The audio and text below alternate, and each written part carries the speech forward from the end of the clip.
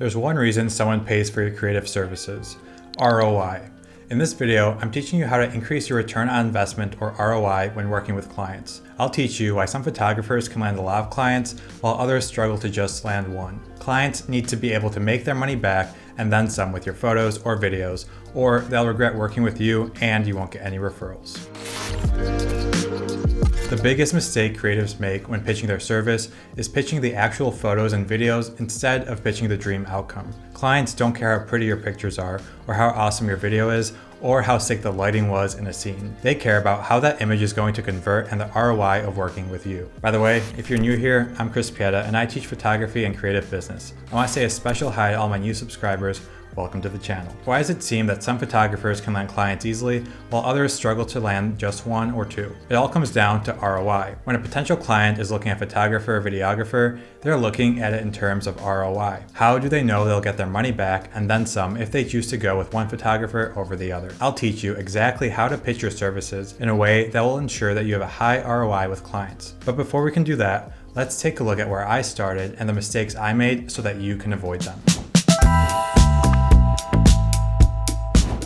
Back in 2016, 2017, and 2018, I was having a lot of fun learning the ropes of photography. I picked up a camera for a trip to Japan and just fell in love with the process. Photography combined the right amount of technical knowledge and creativity that I was craving. During those first few years, I would go out and photograph the Chicago skyline and the streets of Chicago every weekend. I would learn more and more about photography, and my images would look better and better. I was in love with this hobby. Around 2019, I wanted a change of pace in my career. I was working a corporate job, and quite frankly, it was the only part of my life that I wasn't satisfied with. I loved the idea of working for myself, and entrepreneurship was calling me. I was watching videos from Casey Neistat, Gary Vee, and reading a lot of Tim Ferriss. I wanted to give starting my own business a shot. I was good at photography, so I figured that was the best option. In October of 2019, I decided that I'm going to make this work. Others have done it, so why can't I? During these next 6 months, I was waking up early in the morning before my 9 to 5, I was working during lunch, and putting in hours and hours after the workday ended so that I could launch my photography business. The more research I did, the more I realized that the niche of photography I was in wasn't going to make me any money, or I'd have to be in this niche for years and years before someone actually hired me. Cityscapes and street photography have really low ROI.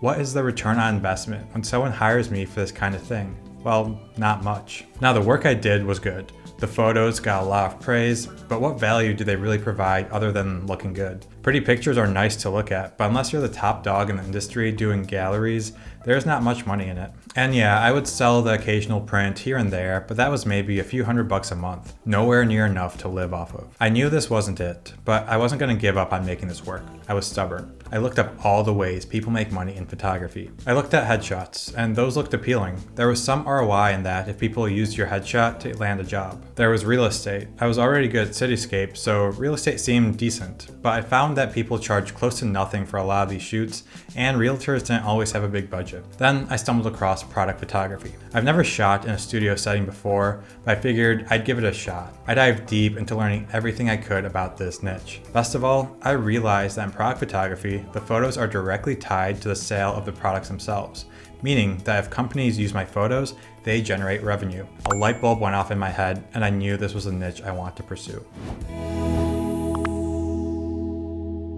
Product photography is great because when a brand hires you, they're hiring you with the end goal of profiting off your photos. If you can convince the brand that your photos will make them more money, then they're going to want to work with you. Let's say a coffee company is launching a new product, some canned cold brew. Well, the assets they use to launch will either make or break that product. If they invest a couple thousand in your work and your work is good, then they might be able to sell out their initial launch and make back 2 to 10 times or more of their investment. That's a high ROI, and that makes convincing brands to work with you that much easier. Same thing goes if a company wants to run Facebook or Instagram ads. They can run those ads with a terrible photo or video, and that ad probably won't convert that well. But if they spend a few extra thousand on your services, that ad goes from being a flop to driving traffic and sales for their store. Now, these are just a couple examples, but you can start to see how companies can see ROI. By spending money with you, they're guaranteed to make their investment back and then some. Now, this isn't true for all genres of photography, but by thinking in terms of ROI, you'll be able to better find your niche and design a better offer around your services. By the way, if you're getting any value right now, please drop a like below. Once you know that your service has a positive ROI,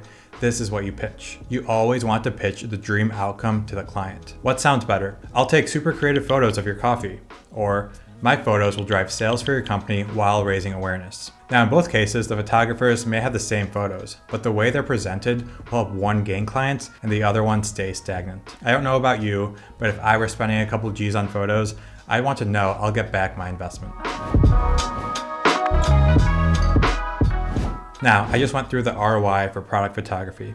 That's pretty clear. I take good photos of your product, that leads to more sales. A positive ROI isn't just linked to product photography though. Let's look at headshots. Actors need good headshots. When they're trying to land a gig, the decision makers are going to look at those headshots when making choices on who to try out. The difference between a low-end photo versus a professional headshot can be huge here. If you charge $500 for a headshot, and that headshot can lead to the actor landing a $1,000 gig, you've demonstrated that you've got a good ROI. Now I know that's more than just the photo that lands these gigs, but having a terrible photo means the actor won't even be considered for a role. How about headshots for dating profiles? If you can make people look good, they're gonna land more dates. Now this isn't a financial ROI, unless you're after a sugar mama or sugar daddy, but the ROI here is that person finding happiness because of your headshot. I've had my clients use photos for all kinds of things. They've used them for raising money during investment rounds.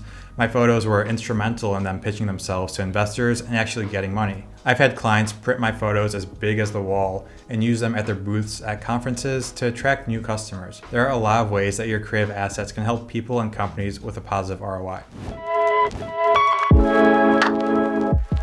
Money isn't everything, but you need it to live. If people only cared about money, they wouldn't go and pay wedding photographers, school portrait photographers, or engagement photographers. What's the ROI of a smile? It's priceless. Having photos of your loved ones, photos of your pets, photos of your kids growing up are all things you can't really go and look at the ROI of. People are always going to pay for this kind of stuff. When you're out there capturing an engagement, the couple paying for that shoot isn't concerned about what their return on investment is going to be. They just want that special moment captured so they can have it for the rest of their lives. Pricing this kind of stuff is much harder. This kind of pricing is a balance between what you value your work at and what people are willing to pay for it.